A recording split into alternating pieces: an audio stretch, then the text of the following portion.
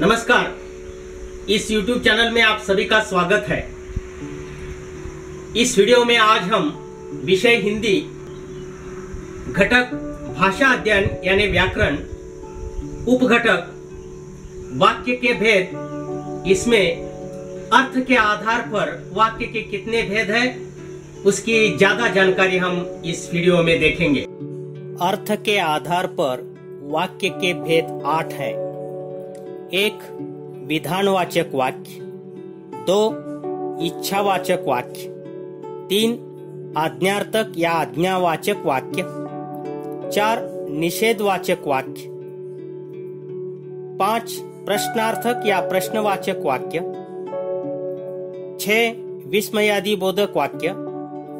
7. संकेतवाचक वाक्य और 8 है संदेहवाचक या संदेहार्थक वाक्य।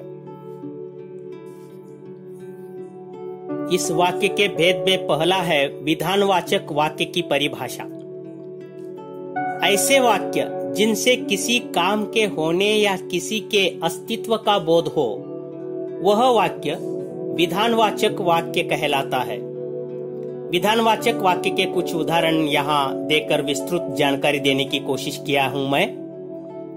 देखो, ममता ने खाना खा लिया। जैसा कि आप ऊपर दिए गए उदाहरण में देख सकते हैं, इससे हमें पता चल रहा है कि ममता ने खाना खा लिया है, यानी हमें किसी काम के होने का बोध हो रहा है।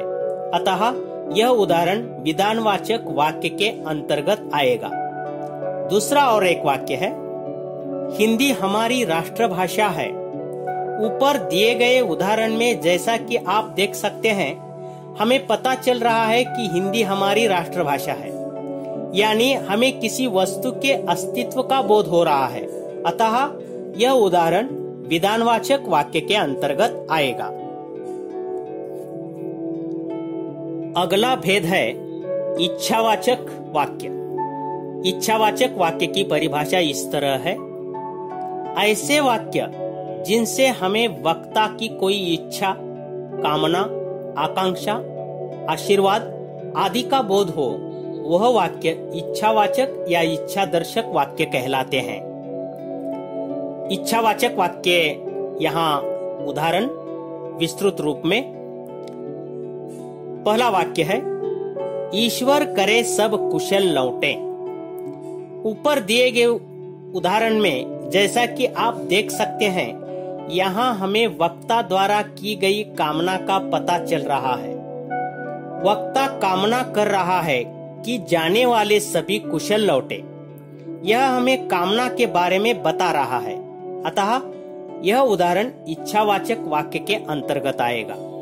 दूसरा वाक्य है, भगवान तुम्हें दीर्घायु करें। जैसा कि आप ऊपर दिए गए उदाहरण में देख सकते हैं, यहाँ हमें पता चल रहा है कि वक्ता भगवान से कामना कर रहा है कि भगवान उस व्यक्ति को दीर्घायु बनाए। वह व्यक्ति को आशीर्वाद दे रहा है। अतः यह उदाहरण इच्छावाचक या इच्छादर्शक वाक्य के अंतर्गत आएगा।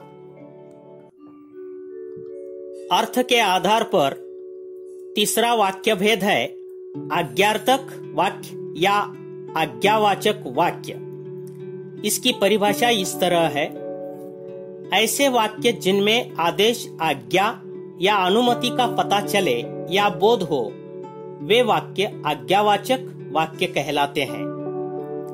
आज्ञावाचक वाक्य के उदाहरण विस्तृत रूप में। पहला वाक्य है, सभी अपना अपना काम करो। ऊपर दिए गए उदाहरण में जैसा कि आप देख सकते हैं, यहाँ सभी लोगों को अपना काम करने का आदेश दिया जा रहा है। जैसे कि हम जानते हैं कि जब भी आदेश दिया जाता है तो वह आज्ञावाचक होता है। अतः यह उदाहरण आज्ञावाचक वाक्य के अंतर्गत आएगा। दूसरा वाक्य है, यह पाठ तुम्हें पढ़ना होगा। जैसा कि आप ऊपर दिए गए उदाहरण में देख सकते हैं कि यहाँ किसी व्यक्ति को पाठ पढ़ने का आदेश दिया जा रहा है। जैसे कि हम जानते हैं कि जब भी आदेश दिया जाता है तो वह आज्ञार्थक या आज्ञावाचक वाक्य होता है। अतः यह उदाहरण आज्ञावाचक वाक्य के अंतर्गत आएगा। चौथा वाक्य भेद है निषेधवाचक वाक्य या निषेधार्थक वाक्य। इसकी परिभाषा इस तरह है। निषेधवाचक वाक्य हमें किसी काम के ना होने या न करने का बोध कराते हैं। जिन वाक्यों से कार्य के निषेध का बोध होता है वह वाक्य निषेधवाचक या निषेधार्थक वाक्य कहलाते हैं। इसके उदाहरण यहाँ नीचे है, देखो। पहला वाक्य है, मैं घर नहीं जाऊंगा। ऊपर दिए गए उदाहरण में जैसा कि आप देख सकते हैं, यहाँ हमें किसी कार्य के ना होने का बोध हो रहा है। वक्ता किसी काम को करने से मना कर रहा है, अतः यह उदाहरण निषेधवाचक वाक्य के अंतर्गत आएगा। दूसरा वाक्य है, आज बारिश नहीं होगी। जैसा कि आप ऊपर दिए गए उदाहरण में देख सकते हैं, यहाँ हमें पता चल रहा है कि आज बारिश नहीं होगी। इसका मतलब है हमें किसी का काम के ना होने का बोध हो रहा है, अतः यह उदाहरण निषेधवाचक वाक्य के अंतर्गत आएगा। पांचवा वाक्य भेद है प्रश्नार्थक या प्रश्नवाचक वाक्य। इसकी परिभाषा इस तरह है, जिन वाक्यों में कोई प्रश्न किया जाए या किसी से कोई बात पूछी जाए उन्हें प्रश्नार्थक या प्रश्नवाचक वाक्य कहते हैं। इन वाक्यों से किसी वस्तु या व्यक्ति के बारे में प्रश्नवाचक पूछकर उस बारे में जानकारी प्राप्त करने की कोशिश की जा रही है। प्रश्नवाचक वाक्य के बाद ये प्रश्न चिन्ह या प्रश्नवाचक चिन्ह लगता है।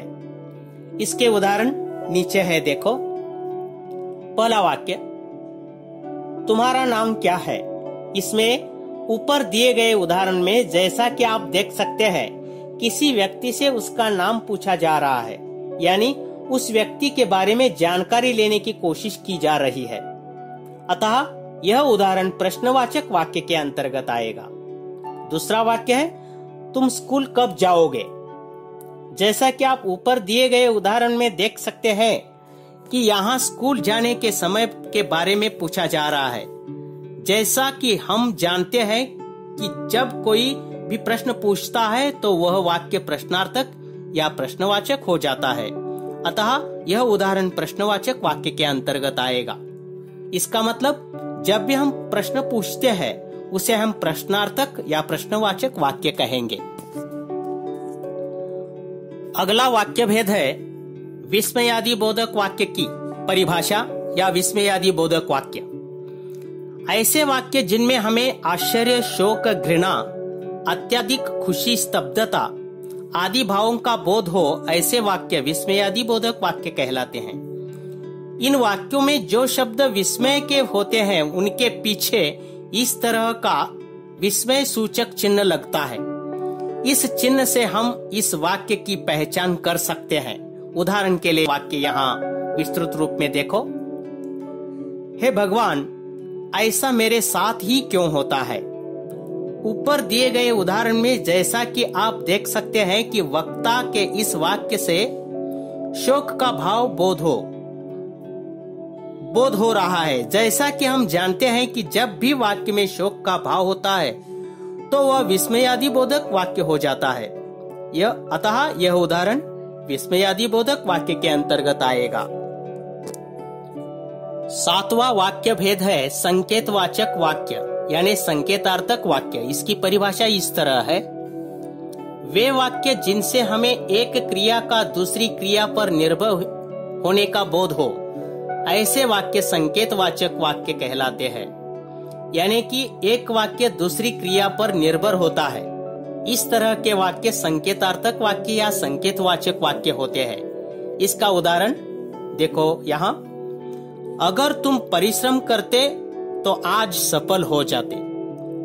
जैसा कि आप ऊपर दिए गए उदाहरण में देख सकते हैं, यहाँ एक क्रिया को दूसरी क्रिया पर निर्भर दिखाया जा रहा है। इसमें कहा जा रहा है कि अगर पहले परिश्रम कर लिया गया होता तो फिर आज सफल हो पाते। यहाँ एक क्रिया दूसरी क्रिया की ओर संकेत कर रही है, अतः यह उदाहरण संकेतवाचक या संकेतार्थक वाक्य के अंतर्गत आएगा। आठवां और अंतिम वाक्य भेद है संदेहार्थक या संदेहवाचक वाक्य। इसकी परिभाषा इस तरह है। ऐसे वाक्य जिनसे हमें किसी प्रकार के संदेह या संभावना का बोध होता है, वह वाक्य संदेहार्थक वाक्य या संदेहवाचक वाक्य कहलाते हैं। इसका उदाहरण इस तरह है। आज बहुत तेज बारिश हो सकती है। ऊपर दिए गए उदाहरण में जैसा कि आप देख सकते हैं कि यहाँ हमें बारिश होने की संभावना का बोध हो रहा है। यहाँ हमें निश्चित नहीं पता है कि बारिश आएगी, लेकिन हमें बस संभावना का बोध हो रहा है। अतः यह उदाहरण संदेहवाचक वाक्य के अंतर्गत आएगा। इस तरह अर्थ के आधार पर ये वाक्य के 8 भेद हैं। आप अच्छी तरह पहचानते होंगे। धन्यवाद।